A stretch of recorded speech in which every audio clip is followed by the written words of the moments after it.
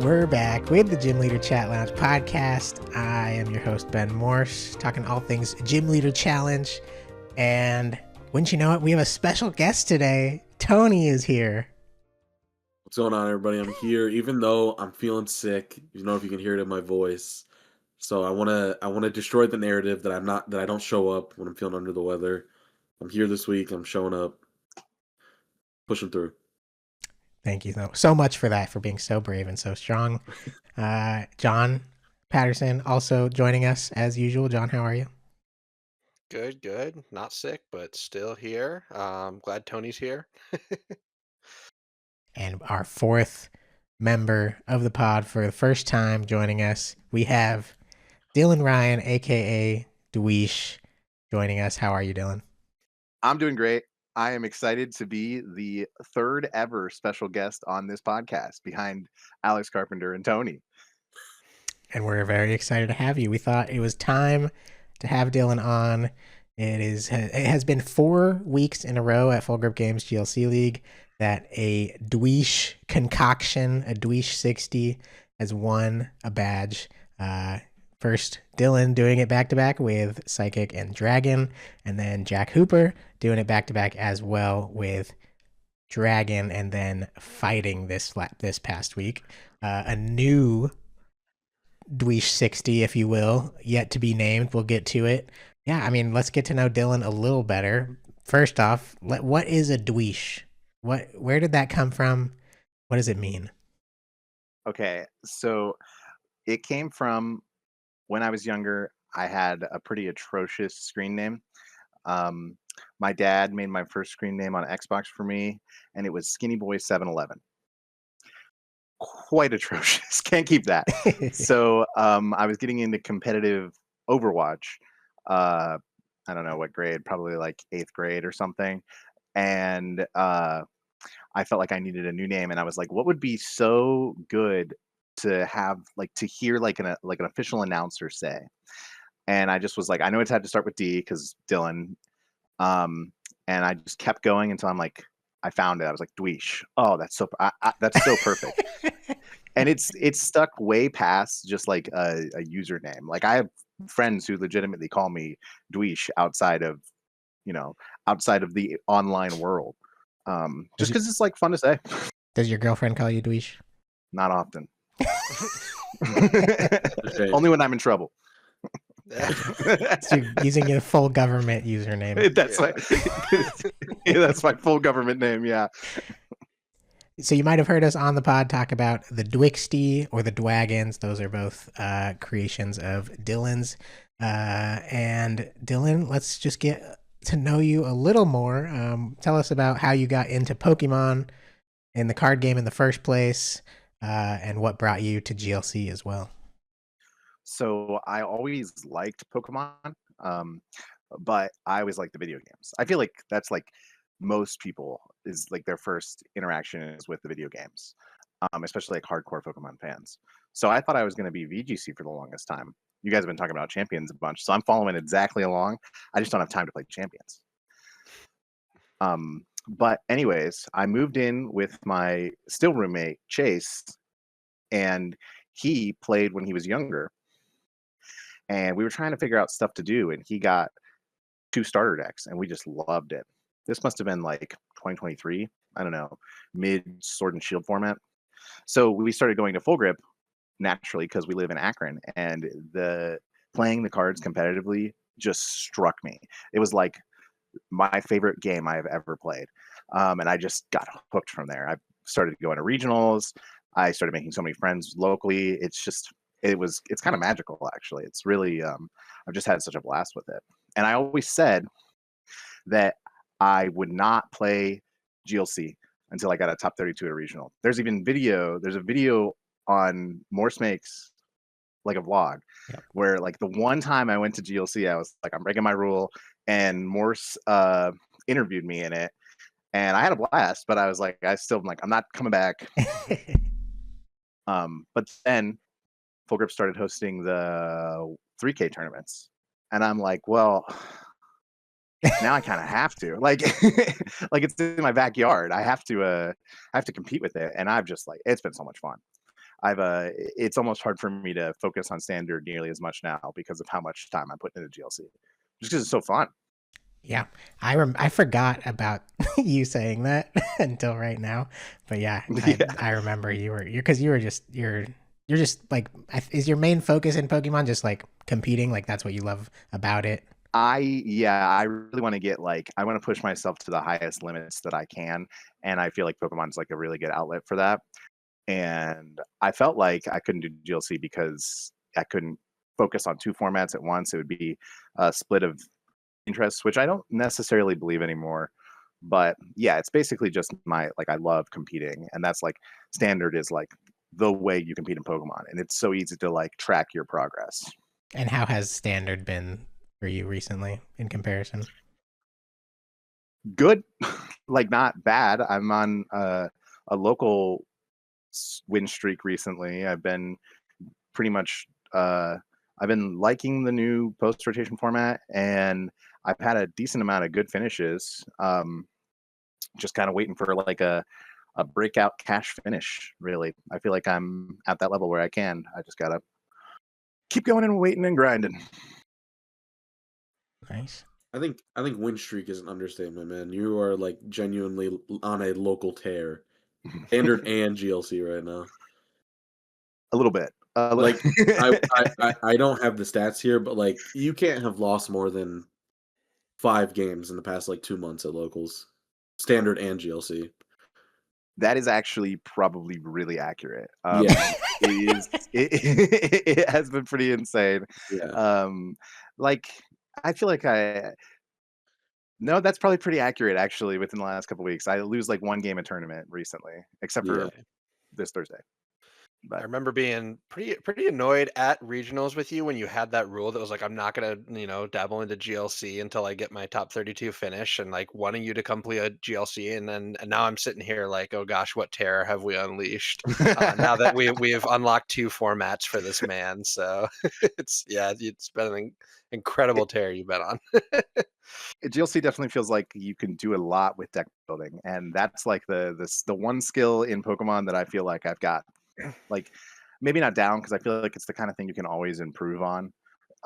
But it's definitely my favorite skill. And what's been It's like? my favorite skill that you have too. I bet. Yeah. Someone who's won 2 bad. So, Yeah, we started calling Tony Dwoney because as soon as we're joking, as soon as Dillon creates a new deck, Tony's the first adopter. He'll definitely be playing that deck. I messaged Ben and I was like, "Can I borrow a battle compressor from Silent Lab?" And he knew that you would put those cards into your deck, and he was like, "You guys are the best GLC couple ever." Yeah. Oh man, free thinkers when Dillon walks in the room, bro. But yeah. No, literally the night before. Is it spoilers if I say who won? Hoop won GLC this week. I'm saying it. The night before at standard, he's like, what should I play? And I'm like, dude, I cooked something up here. I cooked something up. Here you go. And he just built it, sent it, won. He's also my strongest soldier. Shout out Hoop. The other side of Dillon in the community, he is the face of the memes in the local Akron community. So many Dweesh reaction images. So I mean, what is your reaction to how often your memeable face has been shared, Dillon? It makes me happy. I enjoy seeing myself like in a good positive light. I feel like that's usually what these things are. So it makes me feel very, very loved in this community. Truly, it's a very it just makes me so happy. Like it's so fun to be just a meme and know that at some point another thing is gonna spawn from me, and I'm sure it's only a matter of time. It just makes me feel loved. So I appreciate everyone who's out there memeing me. I mean, on the top subject of that though, like what are some of your core Pokemon memories in the last few years that you think back on fondly? Oh geez, honestly, a lot of them are in this picture you have up here, because This first one is me getting top 8 at the last, not the last one. The what was that Phantasmal Phantasmal Flames. 3K? Um, that was stellar. That was probably the best finish I've had at like a big cash event, and that felt great. And then this one where I'm just cheesing it to the max is our local Secret Santa, and that was just such a fun experience to have with a bunch of friends. It just made me feel so like happy. That's like both of those are right up there on like local moments for me. What did you get for your Secret Santa there, Dillon? Oh, you can see him. You can see him in there. It's those are the dweebs. The dweebs. Those are the dweebs. You might have seen them on the stream. I had Ben play with them one week, and that is still my Twitter banner. If you go find my Twitter at Dweesh7 on Twitter, my Twitter banner is Ben playing with the dweebs on stream. That's peak wanton, if you will. That's right. You can see him on the bottom left corner there. The dweebs, which is that image on a custom box of Dragon Shield sleeves, featured in an unreleased Morse Mix video as well. That will never see the light of day. That's a shame. I told a little bit of that story on the pod before when we're not get into it right now, but anyways, these are the Dweesh achievements that we can highlight. You can follow Dillon on Twitter in the top left there at Dweesh7. Some Dweesh achievements. He's got top 4 finish at the Phantasmal Flames GLC 3K with the Dwixty Gallade, Nope. Dusknor Psychic deck. 53rd place at Peoria 2023 Regionals with a total of 5 day 2 finishes currently. What deck did you play at that? I played Charizard Pidgeot like right after it came out, like right after the Brazilians like cracked Charizard Pidgeot. I brought it to the I hard swapped right before and brought it to the regional, and it felt crazy. Like right after people discovered Arvin was a good card. Yes, yeah. Like Yeah. I'm not even sure if we were playing for Sealstone yet. You had to have been with like Rotom. I think No, so. I think that was Rotom the was thing. not in Really? the I thing. thought Rotom was the Forest- thing that was in that Forest Brazilian Sealstone- list. Forest Sealstone was in the list, but it was Entei and Lumineon. I was gonna say it's like Entei. Yeah, it Crazy. wasn't Wow. Rotom. I remember some people That's were playing Rotom, crazy. some people were playing Pidgeot, and it was like, Rotom, what are we doing with Rotom? That's just a liability that sits there. Little did we know. Creator of the Dwixty and the Dragons decks, as mentioned. Also, currently holding the most Full Grip Games Standard League wins this season, which is something they're tracking to qualify for the Invitational 5K tournament, which if you've watched any of the Tricky Gym 3K streams, you'll hear mentioned.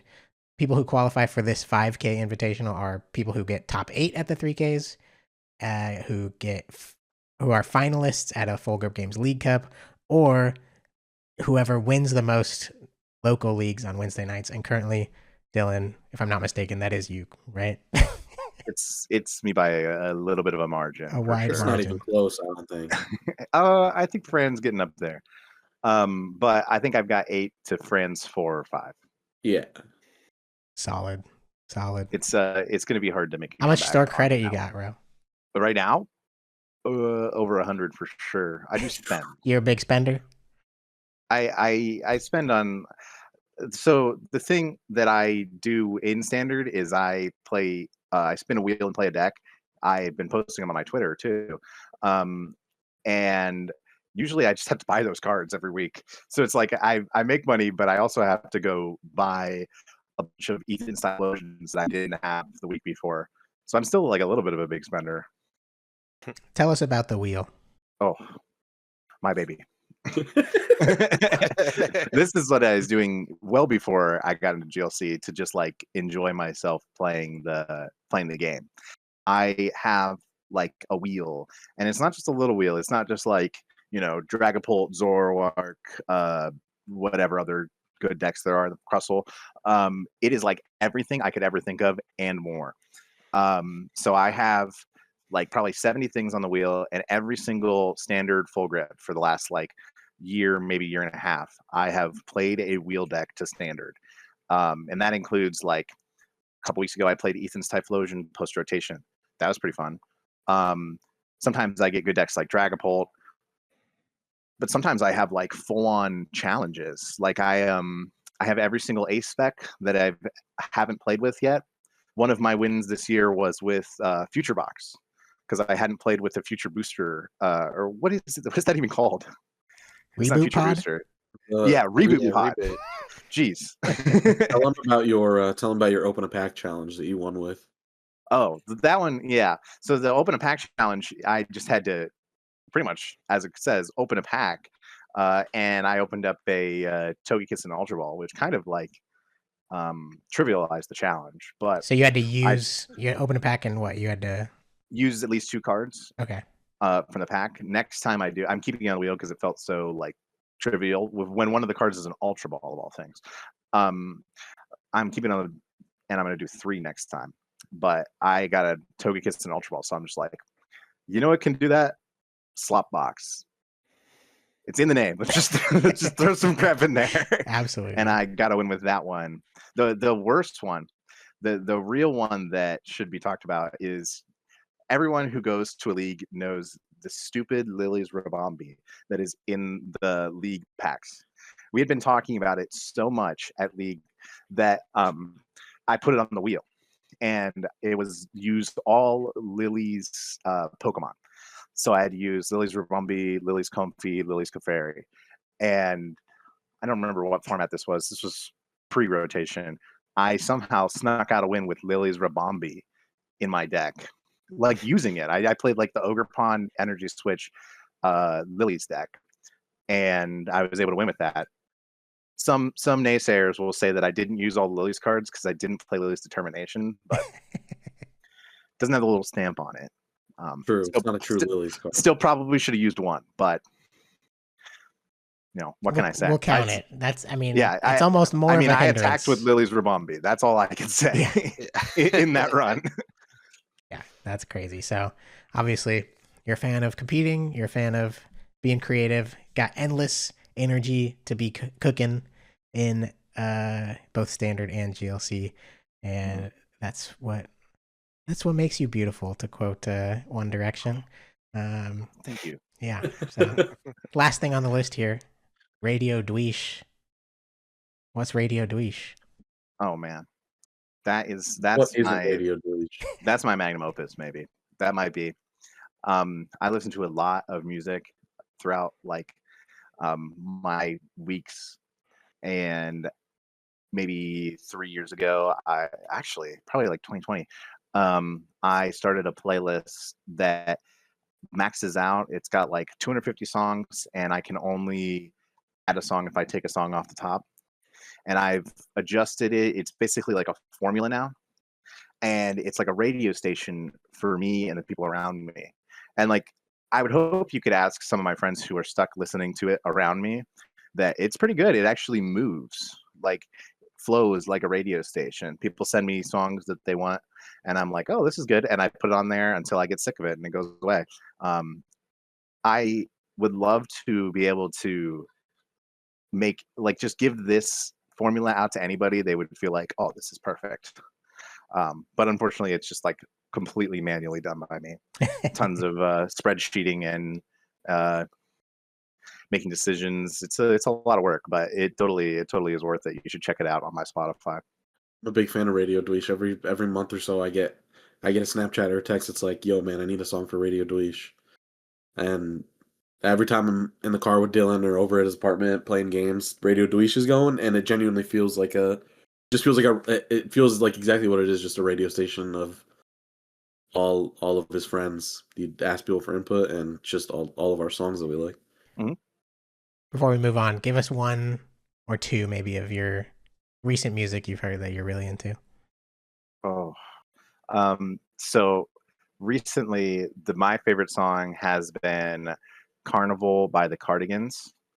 That song is immaculate, just very fun sounding, older song. And then I have been back on the Quedeca train, and I really like Monday right now by Quedeca. It's a good song. It's a good song. Alrighty.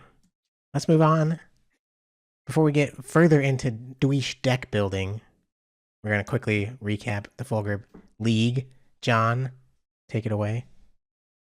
Yeah, this week we got a lot of fighting up here. A lot of people cooking with the new Hariyama and barbarical stuff that's going on there. So we got 4 fighting decks, led by Jack Hooper winning it with the new Dweesh invention of the fighting deck. A couple psychics in there. 1 metal, the Arch Nemesis build sneaking in, and then JD with the very cool Diggersby damaged guys build, kind of using that bunny that you were using, Ben, to a further advantage, getting some. It's the pit of, I think, right? I don't think we're going to talk about this later, so I'll mention a little bit now. The pit of, that if it's damaged, can just jump right into the unpheasants, and you got a big guy that you can use there. So, yeah, that's our top there. Second was Ben Peacock on the Monkey Blind side. Andrew Mahone played this week instead of streaming on the Barbiyama, and then also Jack Martin on the Barbiyama. Got some honorable mentions here. Dillon, Ben, and myself down there. Dillon also on his list. Ben playing. You weren't on the Dillon's list, were you? No. And then myself back on a medal list this week. I sent it to him though. He could have been. Could have been. I could have been. Maybe a missed opportunity there. I don't know. We did pretty well. We did the same. We did just as good as each other, minus Jack Hooper. But we have some similarities. When we played at Better Plays before this league night, Dillon showed up and he's like, "I think you got to play Battle Compressor and Ting Lu and fighting." And I was like, "I just said that on the pod last week." And he's like, "Oh, I haven't even watched it yet." Yeah. So we went different directions in including those cards, but kind of on the same wavelength of noticing that those might be strong in the current meta right now. So, but yeah, Jack Hooper, congrats, back-to-back 5-0 finishes, really impressive. A lot of players at League. Yeah, shout out Jack. Just want to, John, what do you want to say anything about Jack Hooper? Yeah. So definitely, we meant to give Jack a little bit more of a shout out last week. Kind of jumped the gun, and another Dweesh deck winning kind of sidetracked us into talking about, Dillon's decks a little bit more. But yeah, Jack Hooper, a player local that's been playing GLC for about a year or so now, kind of towards the end of last year. I know he was talking to me a lot about really focusing and locking in on a deck. Like he was like, I'm gonna win my badge with water, and then it wasn't working. He's like, I'm gonna win my badge with psychic, and it wasn't working for him. So finally found purchase in the dragon deck last week, winning with that. And so just a guy who's putting in the work, always, willing to hop on webcam when I'm asking or someone else is asking for a partner to play against. So really just grinding out games, and his hard work is finally showing off here in back-to-back wins. So congrats, Jack. I want to say it must show how strong that that JD's colorless list is, because look at all the fighting in this top and still manage the top 8. I'd actually be very interested to see JD's list here. Because that's got to be really tough. Yeah, I wonder how many he played against. Did anyone here? I was one of them. You were? Yes, I was. It was not even close, I'll be honest. But in JD's defense, he had a lot of prized Pokemon, like a lot. Like I think 5 of his 6 prizes were Pokemon. But he definitely has like a couple like tricks, like the if you Ting Lu, then he can go in with the Unpheasant, I think it is. And he's got that. He's got Fanrotom. He's got Cramorant. All 3 guys that resist fighting. So make it awkward in some kind of way, for fighting to have that normal type advantage. So on a like normal even playing field, that matchup's probably a lot harder than it actually was. So yeah, I think it's probably not horrible. Well, I think it's much worse. I think his list is pretty good until like, but now that we're including Ting Lu, I think it goes downhill. Ting Lu is just way too good. That's where the problem start with the colorless fighting matchup. If there's no Ting Lu, then like it's actually not bad. Well, it's still bad. It's just more doable than with Ting Lu. Yeah, but I mean, I'm just calling it not bad because you have Squova Bibarel. Like you could genuinely do anything with that draw engine. I'm serious. Yeah, good enough. Clearly. Like, Yeah, but JD's strategy is to like damage himself with Diggersby, so he puts off a Diggersby, and you're like he almost has to avoid using Diggersby entirely because of the presence of Tinglu, which kind of makes it more difficult. I mean, He even told me like he wasn't expecting so many people to show up with Tinglu in their fighting deck still. yeah, So maybe he'll tweak some stuff and yeah. We went from like no Tinglu last week, everyone's just playing Barbarical Hariyama, to this week there's probably like at least 6 people who added Tinglu into their fighting deck. There was 9 fighting in the field this week, which is an extremely high number considering there was 9 people who already had a fighting badge as well. So that's like, you know, 9 people weren't playing fighting because they have the badge, and then the next 9 were playing it. So over half, you know, well over half the field, you know, either has the fighting badge or was playing fighting. It's just a fighting world right now, especially since, you know, a lot of potential new best deck in the format, bro. I mean, a big part of it is so many people are off of Psychic right now. A lot of us who are playing fighting have a Psychic badge already. So it's like the obvious next choice for the deck we're going to play. And yeah, like it is super strong, and it's been fun to cook post 3K with Barbarical Hariyama, and now figuring out, you know, ways to fit in Tinglu with some of those strategies. There's just a lot of creativity to be had, and I even before talking to like Dillon about Tinglu and stuff, I wanted to add Tinglu for this past week because I just felt like the meta at Full Grip was very weak to it currently. You know, I mean, we talk about how JD's list is, you know, obviously much weaker into Tinglu.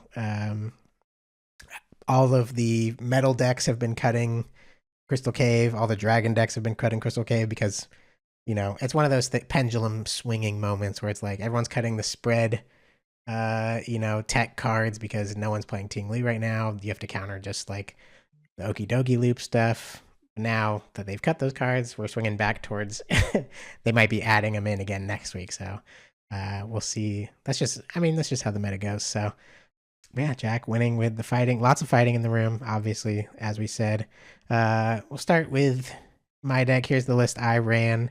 A little bit of a mistake in my 60 because I played Battle Compressor on Tuesday to League, and then I guess I cut it between Tuesday and Thursday.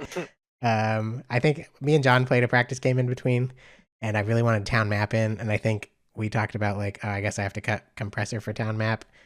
But like once I showed up on Thursday, I was like, I didn't remember that was the cut I made, and I was really wishing I had Compressor again because I think it's really strong with both Clara, Tarragon as your recovery supporters. And yeah, it's just a really, really powerful card currently. And, you know, when you're getting hand disrupted late game, you don't want to draw into, you know, that's like how you lose games with the fighting right now is getting Ionoed to low or reset stamp to low and not able to recover or build up another attacker. So you want as few cards left in your deck to cause that brick as possible. So Battle Compressor also helps with that. So I'd like to say I Battle Compressored Field Blower away in 2 out of my 5 games because we were at the end game state and I just knew I didn't need it. It's exactly that. Just like get to the end of the game. If you didn't see Battle Compressor early to make it like a Clara Tarragon out, it is so good to just thin out cards. You're just like, well, I don't think I'm going to need Artisan. I don't think I'm going to need Field Blower. You know, just be creative on the cards you're pretty sure you aren't going to need. It's always a good card to have in your hand. Yeah. On Tuesday when I did play it, I think in a lot of my games, it's pretty quick to set up your bench in fighting. Like usually by turn 2, you can pretty easily find a lot of outs to basic Pokemon and get your whole bench set up. So I was using Battle Compressor on like Nest Ball, Quick Ball, and like the Battle VIP Pass I didn't use. Like just getting rid of all of my Pokemon search cards because I was like, all my Pokemon are out. Like I don't need to see them anymore. So that's like the utility of Battle Compressor is really strong right now. And different from Dillon's build, which we'll get to, I'm playing Barbarical. Dillon is playing just the Hariyama of the stage 1 lines, plus Lucario, but I'm not playing Lucario. And he's going a little harder on the spread of Ting Lu with things like Hex Maniac and Silent Lab and Halucha, where I'm using Ting Lu more as just kind of like an adjacent strategy to set up some math for Terrakion and Marshadow, while, also I don't play the Hex Maniac or the Halucha, just still playing very much like the Barbayama style deck that I was playing before, just with this extra asset of Ting Lu, basically, which has been very strong. Ting Lu's a really powerful card, and anytime in a lot of games, I found ways to take KOs with Marshadow because of putting damage on board, and Marshadow's still that guy, especially in like fighting mirrors. Setting up one or two Ting Lu spreads onto opposing Soul Rock and Marshadow, or Soul Rock and Lunatones. And all the gust you have with Boss Guzma and Hariyama makes it really easy to target those guys down with Marshadow. And then it puts your opponent on kind of like it's on them to then either get around the Marshadow, find a gust of their own, and just gives you some play into that fighting mirror. So that's the 60 I ran. Unfortunately, my first 3 rounds of the league were Psychic decks. Even though, like I said, like not a lot of people. There was 4 Psychic in the room. I played against 3 of them in a row, first 3 rounds. So that was the end of my run, unfortunately. So that's how mine went. John, how was your night? It was pretty not good. I ran the same list last time I played Metal. I didn't make any changes to it. I had a kind of a roller coaster of a night. I started off with a really close game against Craig, and then immediately got donked, and then like played against Grass, which is a super favorable matchup, and then like played against another favorable matchup in like the Garbodor, but I prized like all of my energy acceleration. I prized Bronzong, I prized Raihan, and I prized the Saucer. So I just couldn't get a guy up and going in a favorable matchup. And then like I won another grass really handedly. So it was just like back and forth all night. I was just kind of getting just tossed around the room, it felt like. But I think that first game against Craig was like a really a game that I one of the better games I've played in a while. It came down to a really interesting coin flippy final condition. He had a Wishy-Washy powered up in the active. It was 1-to-1 prizes, and he had hexed me, so I couldn't get an attacker up, but I had the Dialga, so I could poke the Wishy-Washy with 30. And then because the hex would expire, and then there's a chance that the Wishy-Washy would flip back into the deck, which would make it so he had to power up a whole new attacker and not just find Gust. And he flipped heads on that, and then was able to dig a little bit with the Octillery, and was still not able to find the Gust off that.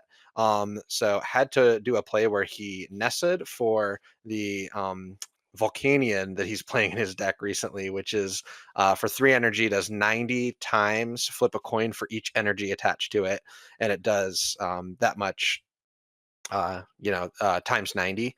And so he nested for that, manually retreated the Wishy-Washy into this, and just needed to flip 2 heads out of the 3 on that, and then flip 2 heads. So it was like he needed to flip heads to not get the Wishy-Washy sent back into the deck. So he had a guy to retreat because he needed all 3 energy and the Pokemon off the Nessa.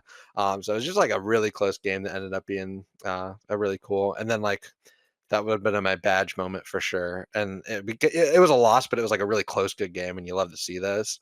And then I played and then I got ended up getting donked just in a fighting. They just had Ting Lu. I started like a 70 HP guy, had Ting Lu and Goose Holla just to get everything they needed to do 70 damage. So it's just like, oh great. And then for a beyond moment for this, the Ting Lus in the room are scary, dude. I was feeling safe. The build's like moving away from that. And just like the Hariyama build's really not playing Ting Lu anymore. So obviously I don't have the like Crystal Cave in this list anymore. And this list also doesn't have Hex or E-Hammer in it right now. And so with the popularity of fighting, really gonna have to adapt to that. Probably look to get either E-Hammer or Hex back in here, and also some sort of healing, whether it be the Mallow and Lana or the Crystal Cave, just to kind of counteract the Ting Lu a little bit for next week. But Yeah, still a good build. Just wasn't a good week. Had some rough moments. Yeah, that's how it goes. That's how it goes. Yeah, you gotta get with this many fighting. You gotta get at least E-hammer in there or Hex.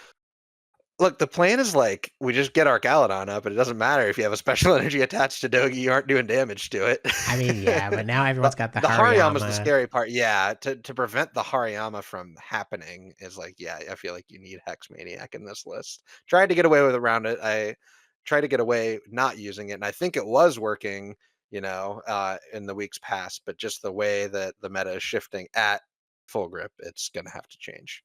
Yeah, absolutely. This list, the Archaludon, sorry to go back to it, but the Archaludon in particular is so hard. I feel like I played this last week.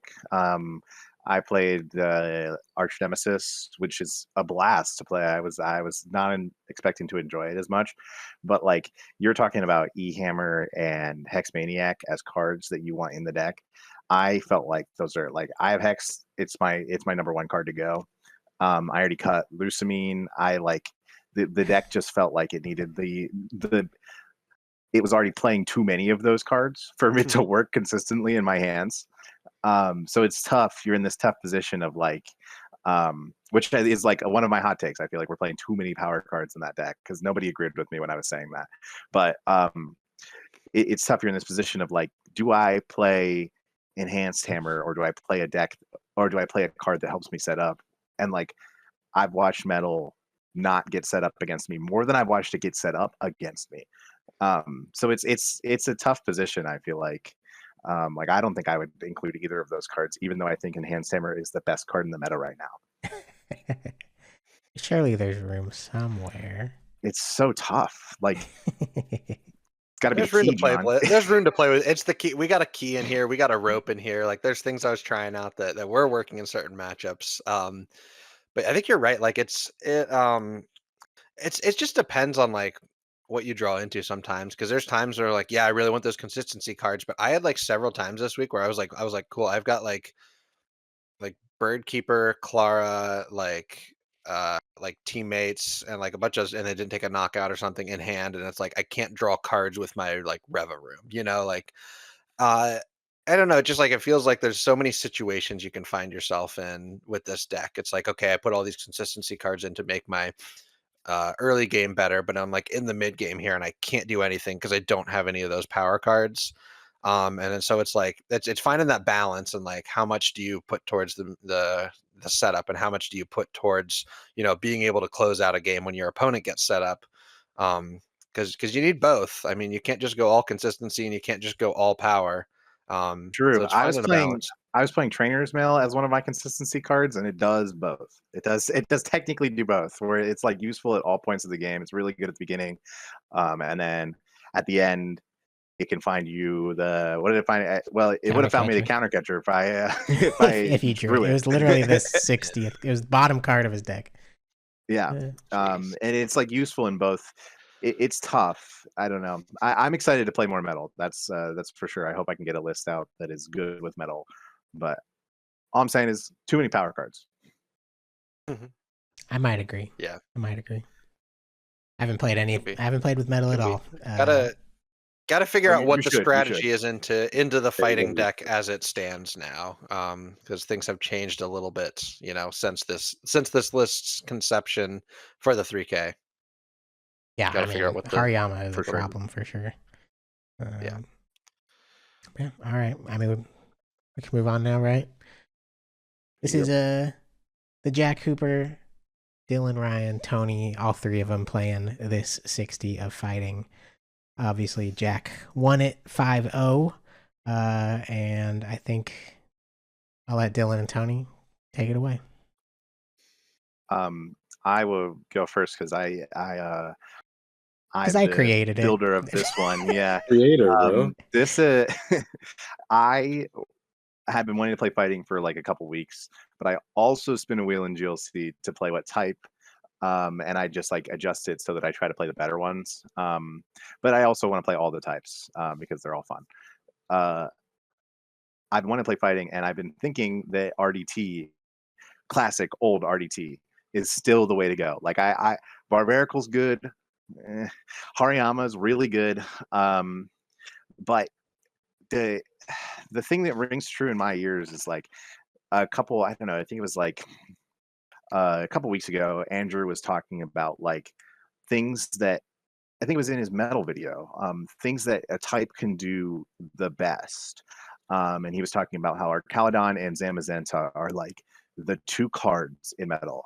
Well, in my eyes, the cards in fighting are Okie Dokie. Obviously, everything's playing Okie Dokie. It's like the most crazy basic attacker in GLC. But it's Marshadow and Tinglu. Those cards are beyond broken. And Soul Rock. And Soul Rock, of course. Those all those cards are like insane. Marshadow in the right circumstances just buys you a turn, 2 turns, 3 turns if you're crazy. Not with how we have the list built right now, unfortunately.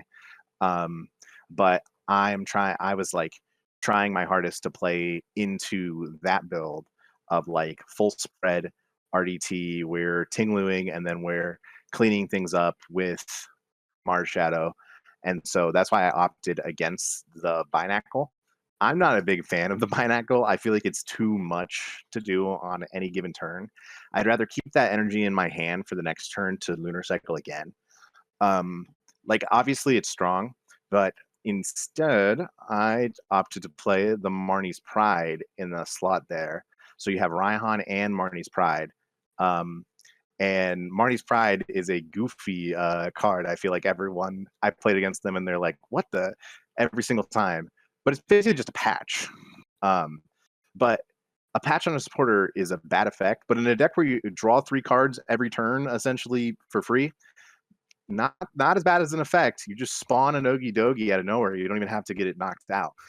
You spawn a Marshadow out of nowhere. You've got damage on the board with their from Tingluing, and all of a sudden you go Hariyama, bench Marshadow, attach Marnie's Pride, boom, invincible Marshadow. What are you going to do about it? Really, really strong. Felt very good. A couple other like tech includes. I basically took like Hunter's list, which was like the de facto RDT list until like after the 3K. With like he cut the ball guy and played the poke pad and found some ways, and I just adjusted it. Like we were talking about, I think Battle Compressor is crazy in fighting. It's funny, I was looking in the Tricky Gym GLC discussion, and there was a guy talking about Battle Compressor and fighting and why aren't we playing it. And people were like, no, Tarragon, Clara, not good. Both me and Ben came to the conclusion that Battle Compressor plus Tarragon plus Clara, crazy, actually. Crazy. You could potentially, like, turn 1, potentially you spawn a Dogie, actually, with Battle Compressor in my list. You Marnie's Pride. You put an energy in the discard to Marnie's Pride it. Okay. You could. Okay. You could. But Battle Compressor has like some crazy upside in this deck. Like, it's really good. The potential is limitless. It feels like with Battle Compressor in this deck. It just feels good. I'm very happy with Hoop's placement on it. I think that I could have played better in my rounds this week. Round 1 I hit Thad on Psychic, and Psychic and fighting is just such a tough matchup. You got to draw so well, and I just didn't. And then my other loss against Jack Martin, I think I made my Odogi was prized, and it really shook me up, and I never pulled it out. And I made some poor decisions in the mid game, letting his Dogi take like 4 prizes on me before I was able to like knock it out. Still came close, but it was too much to come back from. But I feel like if I get a little bit more practice with fighting as a whole, because this is like the first time I've played RDT, other than like practice games, I could see this being like my de facto way to continue playing fighting.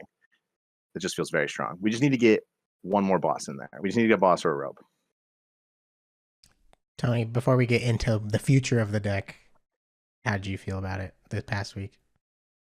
I like agree with pretty much everything Dillon says. It's like the RDT core of cards. Yeah, what a surprise. I'm agreeing with Dillon. Like the RDT core that Dillon's talking about, like the Soul Rock, Tinglu, Marshadow, is just like obscenely powerful. Like the Marshadow is just like when you have those cards in your deck, you're playing around them every single game, and just playing around this 30 spread like can win you the game. It's just like so simple. One Ting-Lu attack can let your Marshadow eat away at somebody's board for the entire game, and that's not even talking about like the fact that you can Ting-Lu 4 times, and if you Ting-Lu 4 times, like you're gonna take like multi-press turns, and no other deck right now can just like spread as efficiently like that and like at such a low cost with literally no downside. And then you So swing just with Ogie Dogie afterwards. yeah, It's and then you just insane. have the Okie Dogie behind it. It's like the Ting-Lu Marshadow combo is just obscenely powerful. Yeah, I agree. My only concern, I think it's really powerful with full grip right now. My only concern is like Dillon lost to Thad on Psychic. I lost to 2 Monkey to Psychic decks. Like it's just like not very popular at full grip right now. But I think it's still probably the best deck, and it still feels really hard. Like I don't know what you think, but I mean, the Monkey Psychic deck is literally the only reason the Hlucha is still in the deck. Just because the Hlucha plus Ting-Lu threatens that 40 HP Natu right away. I felt like I actually think that that's the deck you beat with spread. There is I think you can actually outpace that deck. It's hard. It's the best deck in the game, I feel like, still, no matter what you do. But I think that if you draw a little bit better, you have like the Lucario that can take knockouts on things without boosts. The Ting-Lu early, if they can't get a setup to like take a turn 2 knockout, just starts putting on damage. I think it's still good. I think the Hariyama lets you target their little guys. I think I'd like to play the matchup more. I feel like I bricked really bad against that, but there's a world where like that matchup. I mean, that is the matchup I built the deck around, thinking about, because it's the only GLC deck that matters in my brain, because it's like that and fighting. Those are the only 2 that are like really really high tier decks. Everything else is just competing to get to that point. Sure, like it's not Psychic, but it's just not Psychic. Like that's the tough thing about it, is that we're just not playing the purple cards. I actually feel differently. I feel like the non-Ting-Lu version of fighting is that's what I would pick to go into the Psychic deck, because like you said, like you kind of just have to outpace them. And so playing like the more aggressive, just knockout style deck, maybe like what Andrew has been playing and what I was playing before, with things like Parallel City included, in my opinion, like I feel like that's it gives you a better chance to win, specifically that Psychic matchup, because you might be able to Ting-Lu twice, but if they get like bench barrier down and start denying, and like you've already used like the Silent Lab as well, you haven't gone up multiple prizes, and you've given them a bunch of damage to work with Monkey Dory, and so then I feel like there's a lot of risk involved if you try and go Ting-Lu early, like I agree, but it's much harder for them to get the Dark on the Monkey now. I think that's like the big thing that the D-Valley nerf changed about that deck. It's like the D-Valley nerf unfortunately did not change enough to make it so getting that blindside play is not going to happen to you. Even if you're being as aggressive as possible, they're hitting that stupid blindside play when they want to do it, because they are getting their deck thinned down and they're finding the cards to do it. Especially if they're playing delayed, like they choose to keep that on the bench forever until they need to do their blindside turn, and then boom, you were get head the whole game. They take the last 2 prizes. I think that trying to bully their board off, and again, I need more testing in it. I think trying to bully their board early is the way that I would want to do it, because the D-Valley ban really hurts their first attack response. They need to double attach to Boulder somehow, some way. And if I am putting that Ting-Lu up and saying, put your Natu down, I'm going to Hlucha kill it, it's tough. It's tough for them. They're going to have a tough time getting that second energy onto that Boulder to knock me out, let alone hand match me. I'm just not as optimistic. I think nobody's talking about how good Solrock is, like in that matchup specifically. Like, of course, Solrock's a crazy card, but like I think that's like I think the Ting-Lu strategy is good, But if you can just knock out their little guys with the Soul Rock, like take 2 before they can take 1, then like kind of hopefully offset their blindside play that they're inevitably going to get at the end of the game and just try to trade back and forth as efficiently as possible. Maybe you could sneak in a Marshadow with your Ting-Lu spreads. But see, that's But what like, I'm saying is like you can't See, really go that would be Ting-Lu better in because a you Bar need to Biyama just deck, go. though. That's why I'm saying you can't really go Ting-Lu because you need to just go fast with Soul Rock. is what I was saying. Yeah. That's why I'm saying I think the Ting-Lu is the route into the matchup. I just got to play it a little bit more. I might fall on a different opinion. This is after week 1 of me attempting with fighting. I didn't post this on my own Twitter because I'm like, I don't think the list is done. I don't think I'm done with it yet. But this is where it's at now. I guess it's not like the Dwixty and Dragons. I felt like I got my badge after I'd been like ripping attempts for weeks and had people talking in my ear. This is like attempt 1, so I still need more testing for sure. Well, let's talk about the future of the deck. What are you thinking for going forward? Well, we've had lots of conversation before the pod. It was pretty much the main thing we were talking about is that I thought that through my play, I felt like Cynthia, Caitlin, and Tag Call were actually the weakest cards in the deck. And without a doubt, without a question, I think everybody who played it felt like we need one more Gust. Guzma and Hariyama are good, but they're not enough. They can be enough for sure, but just to make your deck even more powerful, especially into the Psychic matchup where we're hoping to be taking multiple Marshadow potentially, or taking out key threats. We just need one more Gust. And so we've got here on the screen. I'm trying to figure out how to do it. I'm thinking we cut Cynthia, Caitlin, and Tag Call. And in Tag Call's slot is an item that helps you get a Stadium Nav. And then Cynthia and Caitlin can become the boss, which we need. Hard disagree, bro. Listen, these are texts from Dillon to me, and when I see him wanting to cut Tag Call in the fighting deck, I'm like, lose my number, bro. Yeah. And Tony is Dillon's biggest glazer, man. Tony is the biggest. I really am, but I'm not afraid to try something. Got to put my own input in there. I'm also not afraid to try something if I think it's a good idea. But like, I just don't think you can cut Tag Call. It's like seems like just such a fundamental card of the fighting pool. Yeah, I agree. Man, I just don't like Cynthia and Caitlin. I feel like is my my rebuttal to that. Like I know Tag Call is crazy, but I don't like Cynthia and Caitlin in the deck. I think it's mid. I think the deck barely yearns for a draw supporter. Like I felt like Lily's was almost mid, and that's like the best draw supporter in the whole GLC pool. So you kind of have to play it. So I'm thinking like you can't. It's the card I could justify the least is the Cynthia and Caitlin plus Tag Call, and I'm not sure if I believe in playing Tag Call with just Goose Hall. All right, well, I'm not sure if I okay. Well, I think bring up the Marnie issue. I was about to do that, but well, alone just Goose Hollow, I still feel like is enough to play Tag Call for how broken it is for fighting, because you get the Stadium, you get the special energy for Dogi, you get the damage buff tool or the retreat tool you need. Like it gives you the turn one, the best turn one play possible. It's your best supporter turn one, and so it's basically like a second card that can get you there. Doubles your odds of finding it on turn one, whether or not you have sent Caitlin. So I think it's just kind of honestly crazy to not play it. I fear we have two Goose Mahalas though. That's part of my thing too.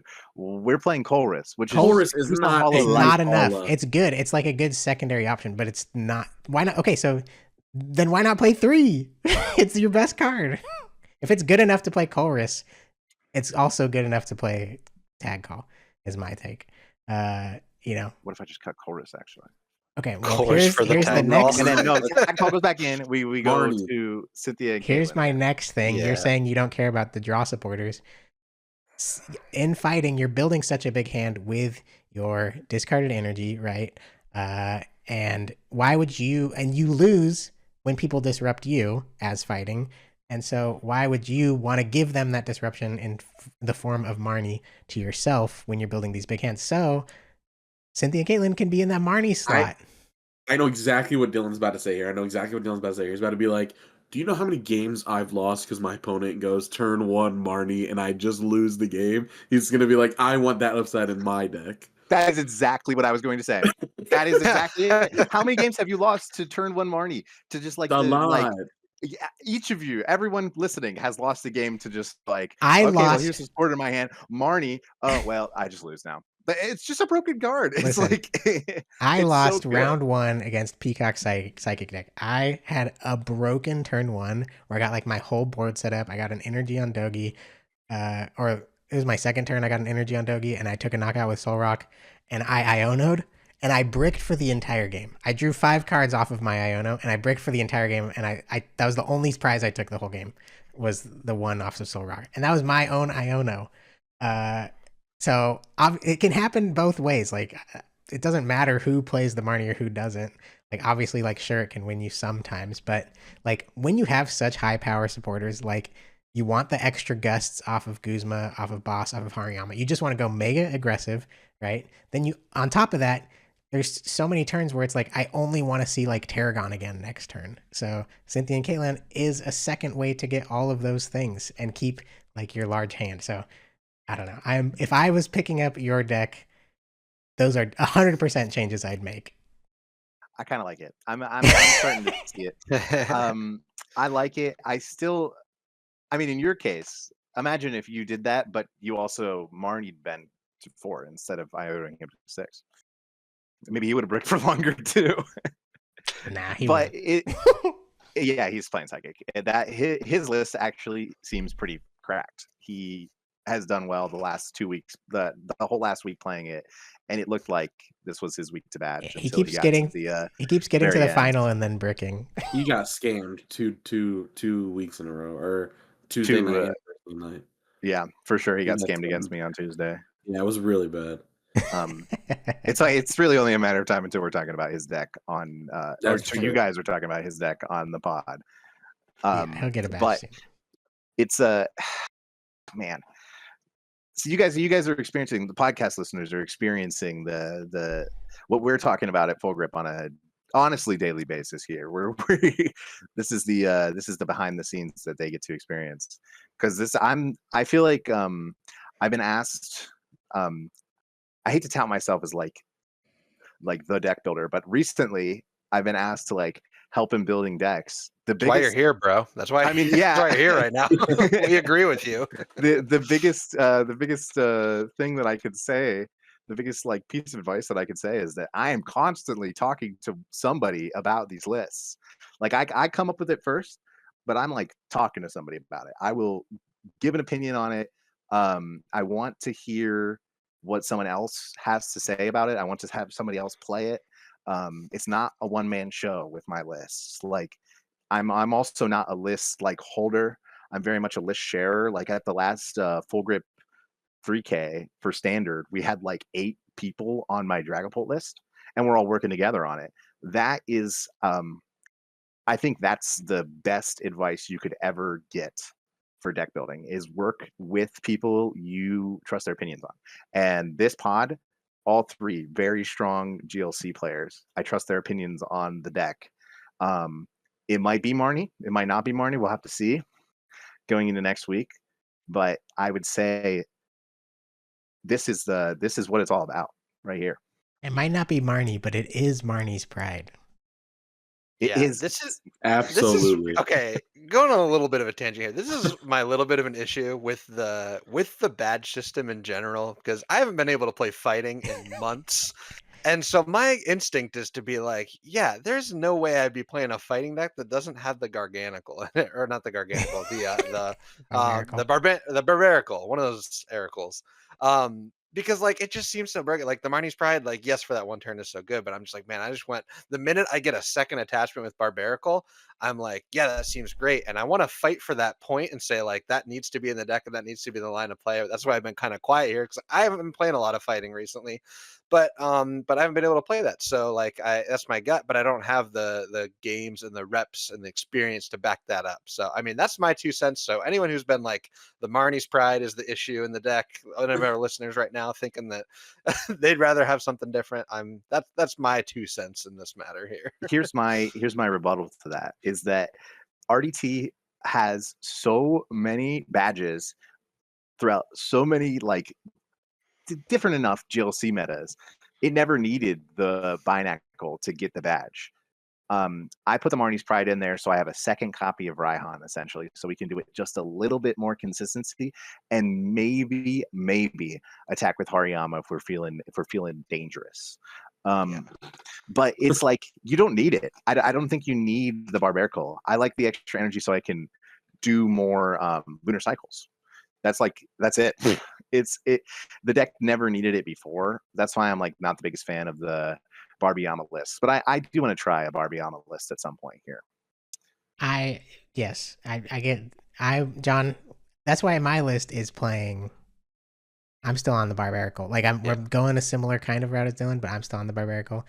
And not saying that Dillon's version is wrong, they're different. But my thought with the Marnie's Pride, to your point, John, in the Barbarical, it's like, and also to comment on Dillon's point, it's like, oh, I just want to hold the energy to draw more. It's like, if you watch me play the list, I have Barbarical up a lot where I'm not attaching the energy. I'm still only attaching once because it's correct in that moment to hold it for a lunar cycle in the next turn.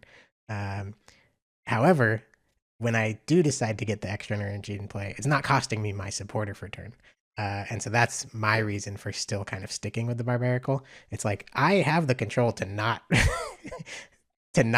over attach and not be able to lunar cycle. Like that's on me. Like getting it from the discard is a plus of Marnie's Pride, something you can't do with Barbarical. So I'm not saying like Marnie in Dillon's list without the Barbarical. I think Marnie's Pride is a really good card at the moment. But I mean, just for viewers' sake, my reasoning for keeping the Barbarical right now, and another reason for keeping the Barbarical is because without the Lucario, I do want the option to attack with Hariyama. And if that's the case, then Barbarical is kind of needed. So that's just the kind of different, wavelengths that me and compared to Dillon's list are on right now. So I mean, right. I'm not a believer of that Terrakion, so that's like that's the tough thing too. That's really where the divide seems to come to is also like, are you playing the Terrakion or are you playing the Lucario? Because if you're playing the Lucario, you don't have room like on the bench and in your deck necessarily for another stage 2. So you can't really fit the Barbarical in there anyway. But if you're playing the Terrakion, you have that space, but you also just need that extra energy acceleration for your revenge attacker, whatever, in this case, the Terrakion. So you need the Barbarical there for. So it's kind of like a package you kind of have to take. It seems either way you go. If you got the Lucario, you don't necessarily need it, but if you don't have the Lucario and you have something else that's like that 2 energy basic, the Barbarical, the Terrakion, the Pseudo Wudo, you kind of need it in there. So it's just like what's taking up those 3 spots in your deck. It kind of just makes sense for my list right now to have Terrakion, because I also think Terrakion is like my biggest argument with Terrakion or against Terrakion before, or from the previous 2 weeks of playing fighting, which you might have heard on the pod, is that 130 is just kind of an abysmal number. It's just like barely cutting it. But now that you have Tinglu and you're going for Marshadow KOs anyway, like the 130 is more than enough now because of the inclusion of Tinglu. So I think it is, I mean, obviously it's still the attacker I'm going to go for as my last option. I'm going to set up Okie dokie, I'm going to set up Hariyama if I can, or even going with Tinglu before I start powering up my Terrakion. But just having that extra basic attacker, with the Lost Cities going around with Dragon decks and Metal decks, I just felt like Dillon's deck has the Lucario. I was like, I still need I feel like I want one extra attacker in Terrakion, and that could change. That's just where I was at this past week. I feel like there's some fighting head or RDT head out there screaming like the Ursaluna, like that. In my eyes, that what you're talking about, the Terrakion, could be solved with the Bloodmoon Ursaluna, which is like the 61st card in my list. By Absolutely, the way, mine as well. I would, if I cut the Halucha at any point, that Ursaluna's in there. Snap decision. Those two cards are interchangeable on my list. I just feel like I want the Halucha for Ting-Lu spreads, but that card, especially with Battle Compressor, oof. Yeah, I think this card's crazy, bro. This card's slept on. Yeah, I'm very much thinking crazy of slept on. I'm very much thinking of putting this in. I was on the more cautious side to not put it in because I didn't want, obviously, like I was just saying, it's my choice when I put it into play, but I was like, sometimes it's not the right time to go in with Ursaluna, but you still, get it down with an energy, and I just didn't want. For this past week, I was afraid of getting energy stuck on it when I would want it either to draw or like in hand to attach something else or be able to get it back with Tarragon. But like Dylan said, it's definitely on my short list of cards that I might be testing out in the coming weeks because his stats are really good, obviously. So super good. Cleans up after a Ting-Lu like no other. It sucks to start. Yes. My thought was like for at least my deck, knowing that Hariyama is realistic for me to power up with the Barbarical. It's like Hariyama is my like high damage output, kind of like nuke attacker. Like your Arcalodon and your Whale Lord. Exactly, killer. Which doesn't require Ting-Lu damage to be on board. So in my mind, I didn't play this because it's like a less flexible damage output compared to the Hariyama for what I was doing this past week. But it probably is better than the Terrakion. And in my list, if anyone goes out and tries it and you play the Bloodmoon Ursaluna, it's probably going to feel really good. I think it slots right into what my list wants. I just didn't find space for it. I mean, Lord, if I can't find space for boss, it's hard for me to find space for anything right now. Yeah, it definitely deserves a spot for sure, or a consideration, some testing. Sounds so good. It makes me want to like add a Lana's Aid, like a third supporter, like get the whole combo back card in the deck. Because If there was another, because like one Ting-Lu and then just like loop instead of Dogi loop, you just turn into a bear loop deck. I mean, that's literally what I said on the pod last week. Is I said I want a third supporter and battle compressor. That was like the exact words I said last week. Ben, was I talking to you outside Full Grip, and I was like, I want a 5th stadium. I was like, if I had another stadium to Ting-Lu with, like, oh my god. Yeah. Look at that other text. Lusamine instead. Lusamine. I listen. I think Lusamine is up there with the battle compressor cards that you. What is the word? Just combo synergize with it. I think Lusamine is like also could be on the short list of cards. It just is like, and we're talking about we're talking about like Sin Caitlyn and Marnie being cut from the deck. Like I couldn't imagine drawing Lusamine when either one of those could have been Sin Kate or Marnie. So like the downside it's definitely lower on my list, but like I like the synergy with Battle Compressor. Yeah, the downside of Lusamine is the downside of Lusamine is just really high, in my opinion. Just doing nothing on the opening turns is really rough. Anyway, I mean, do we want to move on to some of the other Dweesh decks and just deck building in general, or we want to talk anything else to say about the fighting right now? If anybody in the comments knows what they would do with my list, I'd love to hear. Come DM me on Discord or Twitter. Tell me what I should do. I'd love to. I'll take all and any all opinions. Absolutely. I'm gonna try to badge with it at some point here. I've had this joke with Dillon for a long time now, ever since I've known him. It's like at locals, at cups, at any event, I'll like go and report my match, and Dillon will be done with his match, and I'll come back, and it'll be somebody that we know well or somebody we don't know well, and he's just talking Pokemon with them, like talking about their list, talking about his list, dude just absolutely loves to talk about Pokemon. So hit him up with any suggestions, any questions, anything. Dude loves to talk poke. Absolutely. Just to highlight some other of Dweesh's decks, we've got the Dwagons deck, which has been pretty popular recently at Full Grip. And instead of talking, we've talked a lot about the deck on the podcast specifically. So I don't necessarily want you to tell us what the deck is, and like, what it does. Like, I feel like a lot of our viewers know what it does with the Free Retreat Dragonite, the Garchomp, the Reshiram Tatsugiri combos. But if you could use the deck as like your guide for like how you think about deck building and talk more about what inspired you and what inspires you in general. You can talk standard decks as well. When you sit down to build a deck, or your inspiration that comes, and where does that come from? What is your motivation? What do you look for in decks specifically, if anything? Yeah, I can. So I'll be specific to dragons here at first. And this is all around.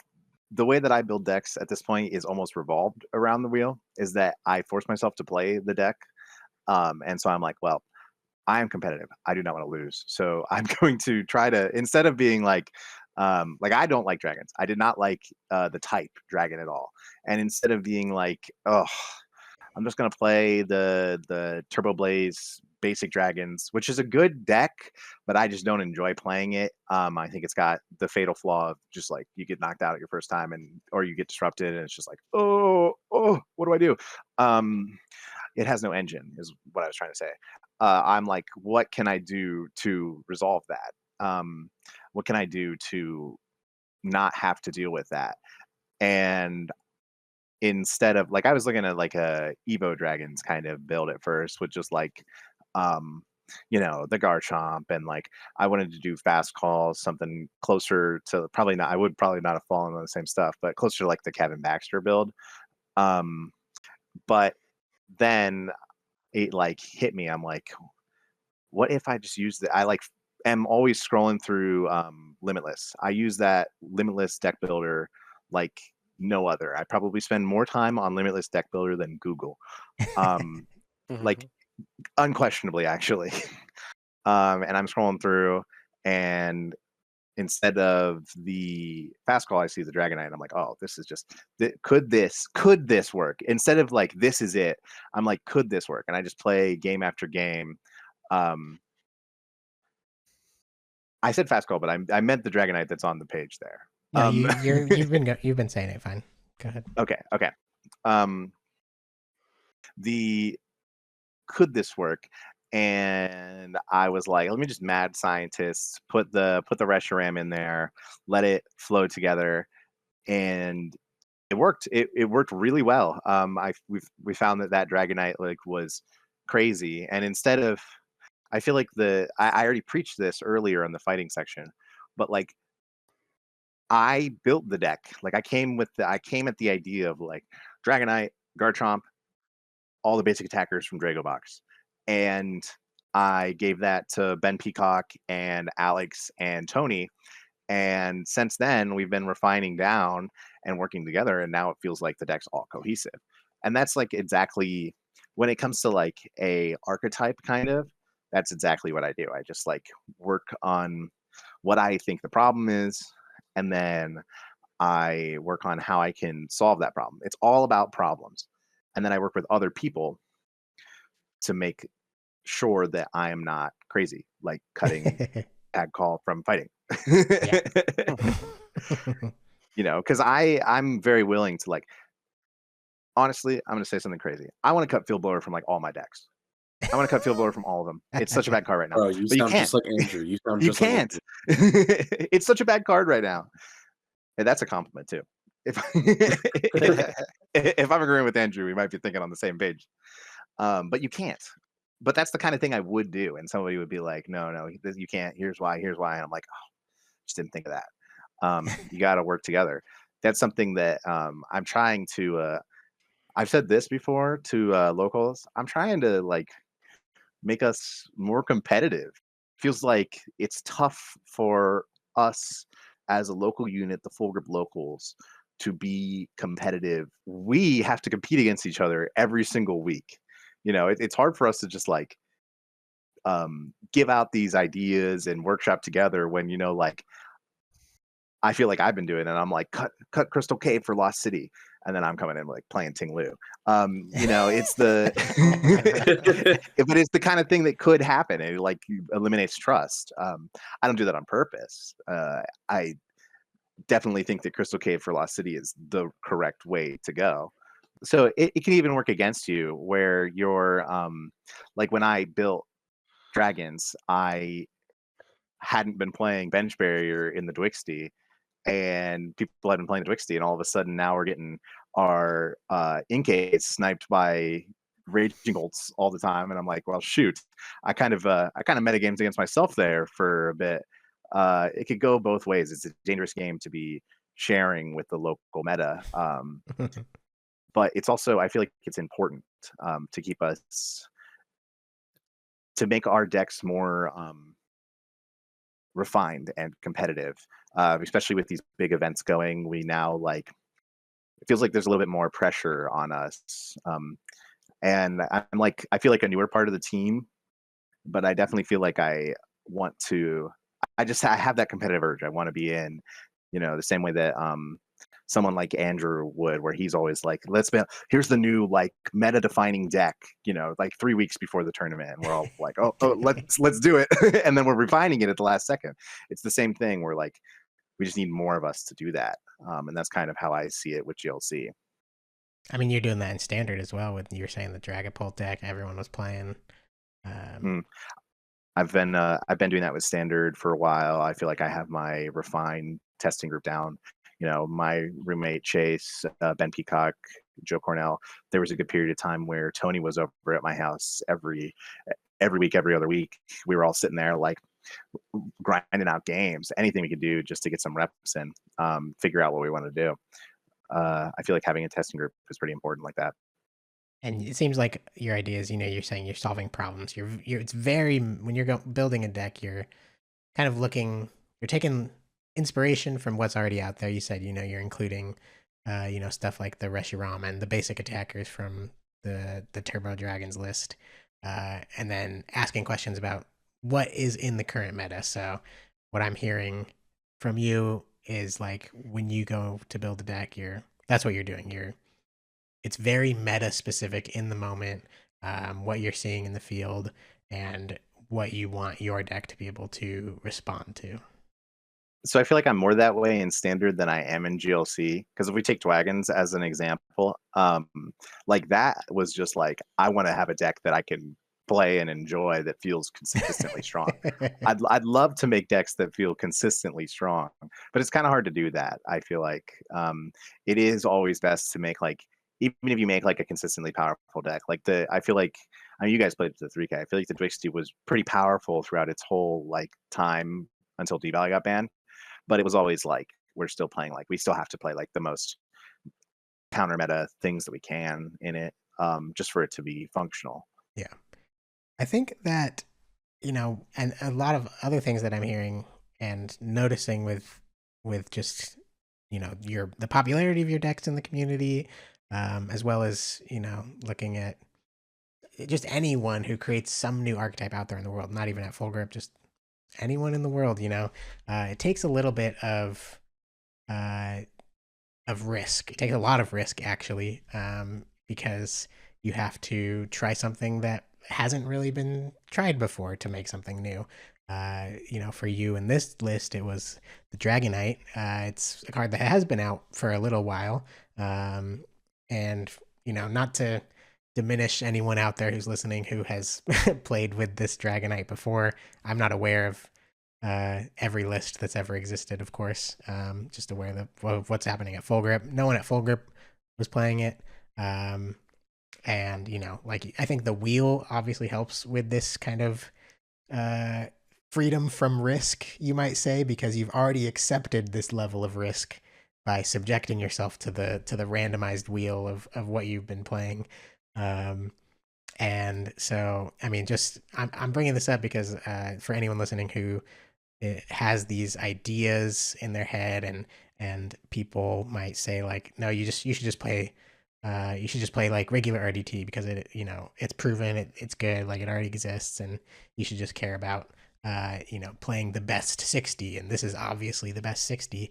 It does take some, something. I'm saying that, like, I am not a person that that does this very much. I am very much like a net deck kind of person, and playing what has already been proven because I care about winning a ton.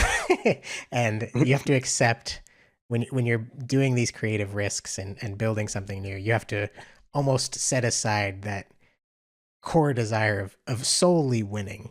Like, obviously the goal is to win with your new decks. Now, I mean, I know, Dylan, you're gonna say like, I'm building stuff to win, which is No, true. I have like a side point to this. It's like something that is the same on the same vein. It's like when you lose with one of these decks that you built, it's nobody's fault but your own. It's like there's nothing to blame other than maybe variance, but you try not to blame variance. It's like, could I have changed some card? Is teammates the right card in the deck? Like all 60 cards entirely on you. So it's like, it is hard, I feel like, but it's very rewarding. I feel like when you get to that point, when you like play your own deck, and I like being at fault for my own failures. I don't like being able to say like, well, like in standard, I'm like, well, I played towards Dragapult, and it didn't work. It's my Dragapult and it didn't work. So not only did I not play right, like I could have built the deck differently. It's my fault in some way. I just want that total control over my destiny, I guess. Right. Accepting Yeah. responsibility. Hearing you talk like this, it's sort of like reigniting. Like, I feel like what I had for GLC like a ways back, it really has felt like a lot more about like winning and stuff, and like playing the best deck that you can to win. And a lot of times that does feel like grabbing like, why don't you play the best deck? No, like like you said, like people are like, well, just regular RDT is better to just play that. Just like the regular basic dragons is better to just play that. Thinking back to when like a long time ago when I was just like, I went on a kick for like a month that was like, I wanted to play because Hitmon Bros was like the cool way to play fighting, and I was like, I want to play fighting spread that's like anything but Hitmon Bros.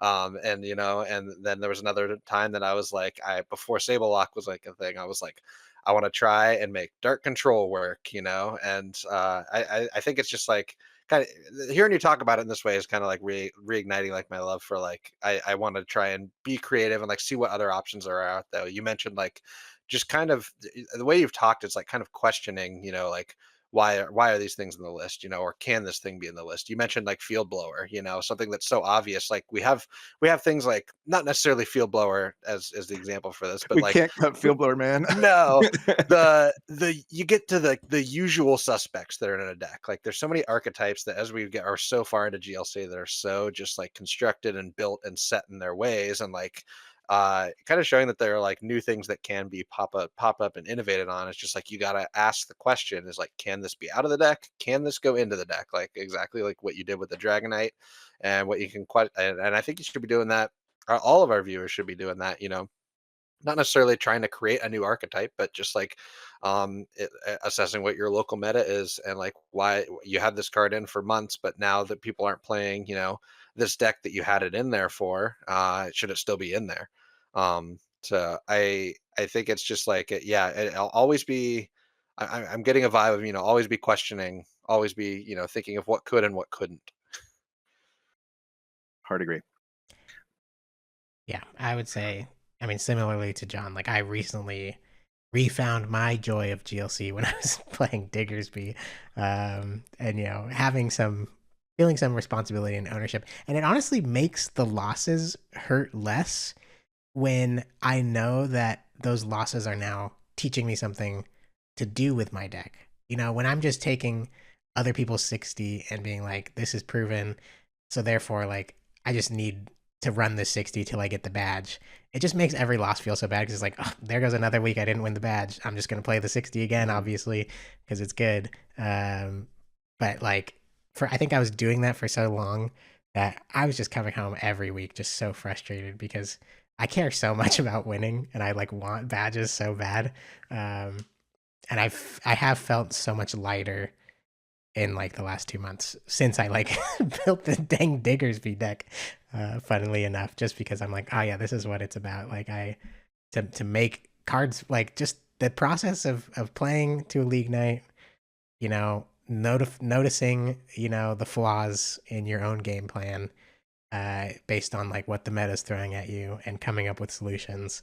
You know, and it's almost like losing almost becomes a benefit at that point, because now I have another week to improve this fighting deck. And like you're kind of saying like the same, like if you had won this badge, like obviously you'd be excited. But you're still excited because now you get a chance to keep working on the deck, right? You Yeah, think it's not absolutely. done. I don't think that deck is done yet at all. I bet, again, mad props to Hoop for badging with it. I think that it's good enough to do it, but it's like it could get so much better. I think that deck has room to improve, and I feel exactly that. Where it's like I'm quite excited actually to be playing fighting again, and to have room to experiment with it. So for GLC, you're not spinning it every week now, right? Are you spinning it once and No, then I am. sticking with it? I spin it every week. I just make the type that I want to win with bigger after the end of the week. So Dude, that I like think that's the mantra. I thought I misheard you what you said there. You say, bro, that's not even a wheel deck. Like wheel yeah, deck. it's not even a wheel deck. That's a great trainer quote for the card. That's Oh, not even next a year. wheel deck. Next year, that's it for sure. There you go. Bro, that's not even a wheel deck. Not even a wheel deck, bro. This other deck, obviously, that we have talked a lot about on the pod from Dillon is the Dwixty Gallade Dusknor deck, which RIP question mark post D Valley. I feel like it is, but I will get back to you guys when I start testing Psychic again, I guess. I had a rough run ripping Psychic week after week, and I am excited for a Psychic vacation personally. So I have not touched a purple card, even though this deck is like my pride and joy. Like I love it so much. But me and purple are taking a little bit of a break. We'll see how we rehash it after next season. Yeah.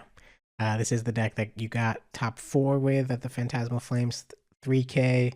It's the deck me and Tony and you all played to the last 3K. You know, we all are big believers in the deck and think it's very strong. But yeah, I mean, what any similarly to what we talked about with the Dragon deck and the philosophies there. Anything else that's maybe specific to this deck, or anything else you want to touch on? Something else I feel like I want to mention with how I build decks. I don't know if it would work for everybody, but this is like my specific style. We were talking about like things to not include, and this is what made me think about it, is that I start from like a blank screen on Limitless, or like a blank playmat in front of me in person. And I lay out usually Limitless because I don't want to accidentally have 59 or 61 cards.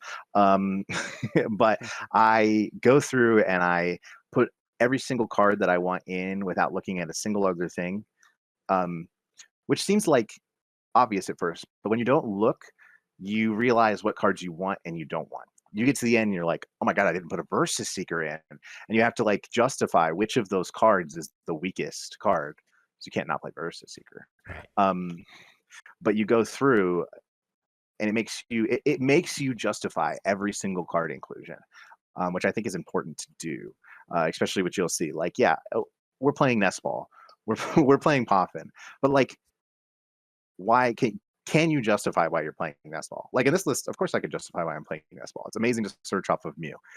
It's one of the best turn 1 cards, but you'd be surprised how many things, like I wanted to cut quick balls so bad from this list. I just got talked out of it because it's hard for me to justify. Yeah. You'd be surprised how many things you can't justify as well. Yeah. Me and Dillon argued a ton before the 3K about scoop up a lot. I think a perfect example of this is with this deck exactly is the Hisuian Heavy Bowl. Yeah. Is like it's a auto include, and I would probably say 95% of GLC decks. Even 99, to be honest with you. But this deck doesn't play it just because of how much Town Map synergizes with Dusknor. So like it feels like you don't need to play Hisuian Heavy Ball. It's not like a crutch card for you. That one specifically, the Hisuian Heavy Ball, I was so vehemently against. I feel like I wrote I probably wrote more than I have about any other GLC card about the Hisuian Heavy Ball in this list. Like I was at work and I sat in the corner and did calculations on why I can't explain to you why I don't like Hisuian Heavy Ball. Hopefully Morse put it up on the screen, my dissertation. But I'm like, I don't think that card is high enough value at all to play in this deck. We got to find something else. Yeah, Dillon sent a long message because I played Heavy Ball 1 week at a local in prep for the 3K, and Dillon's like, I don't play that, and I was like, well, that's crazy. Yeah, but I felt like I couldn't just say it's not good enough. Like I couldn't give a good enough answer that said it's not good enough. Like I had to I knew in my head why it wasn't, but I was like, I need to just fully. I still obviously I ended up playing no Heavy Ball and agreeing ultimately. I would not fault anyone for playing Heavy Ball still in the list, is my take. I'm usually pretty chill about it, but I would actually fault somebody if they played Heavy Ball in this one. I need to do what you said, and it's probably the better thing when building decks is really start from scratch, because I really like to take a skeleton list of what I'll go online and peruse Cardboard Warriors or the Tricky Gym Discord and find something similar to what I'm trying to build and go from there. But then I like I said earlier, it's that's how you like you said, you don't question every card then, because you're well, these guys are in here, like I said earlier, because they're the usual suspects, they're the ones that are supposed to be there. They're in every deck. They have to be there. Why? Because they are. And that's not a good enough answer. You need to know yourself. So that's a really good point there. And I think a lot of people should take to heart, if you're building from lists, try building a list from scratch on your own with what you're trying to do. Question everything, bro. Yeah. And there's nothing wrong with building from a list, because like I said, I kind of did that with Hunters. Mine was very expired by Hunter's RDT list, which is inspired by the original Ghouls RDT list that won the 3K. But usually that's not the way I go. A lot of good tips in there for all you listeners about deck building. Get inspired, go cook something new. Yeah, I mean, anything else that we've got Dweesh here. What other questions do we have? Yeah, I think we asked them all. I just really wanted to hit on the wheels deck, because I think that's a super unique way to challenge yourself. I guess for those out there that are intrigued by the wheel, the concept of or challenging themselves in some way to build a deck, Dillon, do you have any advice or tips, or obviously the wheel's a great idea. Do you have the app that you use specifically for your wheel that you want to share? Shout out. Oh, I do. I actually even paid for it because I use it so much, and I don't pay for a lot of apps. I have an Android, so I don't know if it's on Apple for you unfortunate Apple users, but I literally just have the app that's called Spin the Wheel. Super customizable, perfect for what I want to do. But my advice to anybody who wants to do the wheel challenge is that, especially if you're going to add on more intense challenges for yourself, you're going to lose. Some of them you're just going to lose. This next week, I'm going to post my wheel deck, and I'm going to post a 2-3 record with it. I'm still going to post it because some of them are just hard to do, but it's still even when you lose with the wheel, you're still gaining skills and it's gaining game skills, gaining deck building skills. It's still fun, you just gotta accept that. I played a deck with all G block cards at one point. I lost for sure, but it was fun. I took a couple games, and I took a couple games close. That's worth it to me. Dude, this is content I want to see in a video. Do you ever have plans to make a video or a short or something? It's really cool to see you doing the Twitter posts, but every time you say a concept for that you spun on the wheel, I'm like, man, that'd be a sick video. I've thought about it quite a bit, actually. I just a Dwidio. I'm too busy. Yeah, I'm Dwidio. A Dwidio, yes, a new video idea. My DwooTube channel. My Dwick talk. It's just the name is just endlessly quality. It never. You really created a brand here, not knowing that this was going to happen. No, that's certainly not what I expected it to happen. Let's settle it once and for all. The fighting deck is called Ardweet. I think we can. I'm sure it's going to be. I can't I fight think we this can. too hard. Let's just get ahead of it. RDT. Yeah, it's very much like, I mean, RDT with Hariyama, right? Or- Ariana. Yeah, Yeah, it's not like it's not the most groundbreaking thing I've ever put out into existence. Marnie's Pride, But- though. Marnie's Pride, very prideful. Good. The RDT specifically has to play Marnie's Pride. So if you're playing Marnie's Pride, it's a Dweesh deck. And Hariyama, yes. Yep. It's one of the stipulations. The Dwixty can't have the heavy ball. RDT has to have Marnie's Pride. The Dwixty also Dragon- can't have Zatu. Yeah. If anybody cares. Just Malamar, just Dusk. Well, that can't be your replacement for the D Valley. That's why the What does Dwixty's Dwagons dead. need? Dwagons has to have Dwagonite, bro. Well, the Dragonite. Dragonite, I feel like I have Dwagonite. Dragonite and Garchomp, probably. it works out so well because Dragon's my favorite Pokemon too. So it's like Oh my I got god. to actually Dragon. make something with my favorite Pokemon, which I normally like. Even when Dragonite was out in good and standard, I didn't play it in Lost Box because I didn't like it. I mean, I did eventually, but You're tweaking, I bro. tried really hard not to. I try to So it's forget nice to that. actually play something. I try to forget that. I played the Lost Box with Dragonite's 1 regional, and it did not go well at all.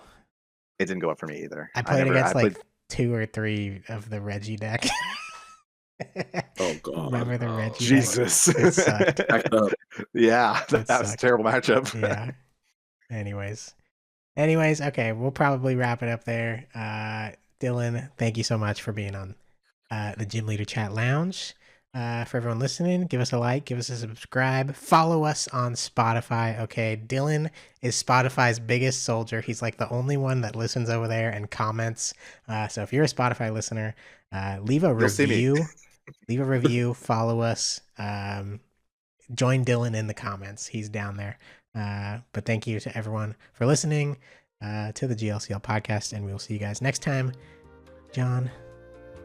Adios. We will GL Dweesh next time.